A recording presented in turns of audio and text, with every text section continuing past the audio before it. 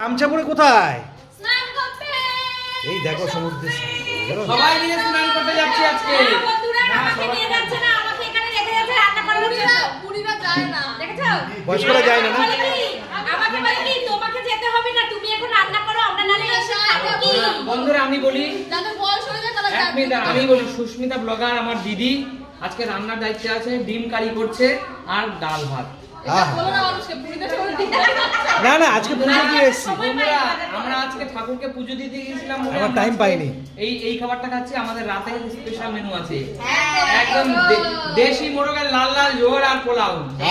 কষা কষা ঝোল না, কষা। এই এক মোরগের ঝোল, মোরগ কষা আর পোলাও। মোরগ মোরগ কষা পোলাও। পিপি ঘুরে, পিপি ঘুরে। চলো চলো, ফুল টিম রেডি আছে, পুরো টিম রেডি আছে। বাবা রেডি তো? হ্যাঁ চলো চলো চলো চলো চলো।